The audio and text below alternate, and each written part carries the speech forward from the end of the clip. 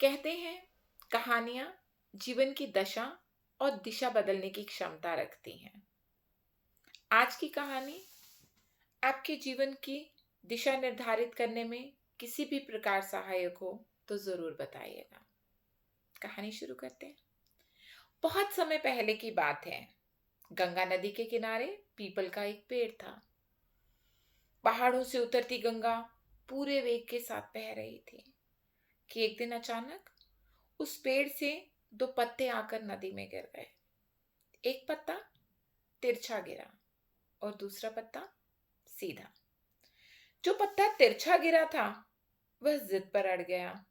कहने लगा, आज चाहे जो भी हो जाए, मैं इस नदी को रोक कर रहूंगा। चाहे जान ही क्यों ना चली जाए, मैं इसे आगे नहीं बढ़ने दूंगा। वह जोर जोर से चिल्लाने लगा, रुक जा गंगा, मैं तुझे आगे नहीं बढ़ने दूंगा। पर नदी तो ठहरी नदी, उसका तो काम ही है बहना, बहती चली जा रही है। उसे तो पता भी नहीं कोई पत्ता उसे रोकने की कोशिश कर रहा है।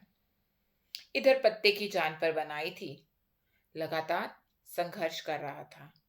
नहीं जानता था बिना लड़े भी वहीं पहुंचेगा जहां लड़कर थक हार कर पहुंचेगा।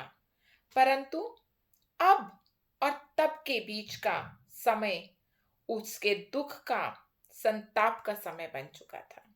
इस बात को ध्यान दीजिएगा।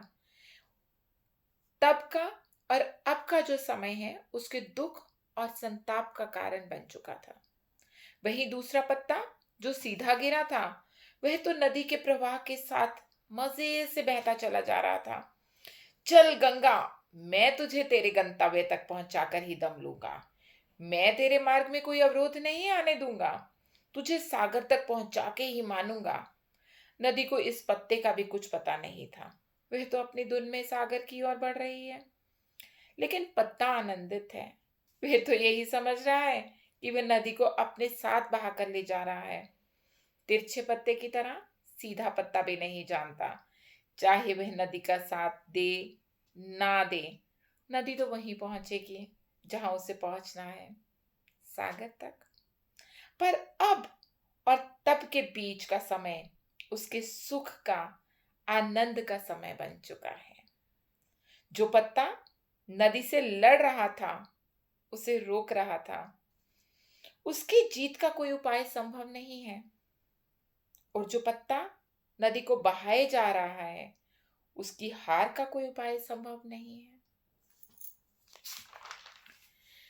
कहानी का रचनाकार कहना चाहता है, जिस दिन हम कॉन्फ्लिक्ट्स को छोड़ देते हैं, उसी दिन खुशी हमारा पता ढूंढ लेती है। ये जो हम निरंतर लड़े जा रहे हैं ना, चीजों से, लोगों से, प्रकृति से,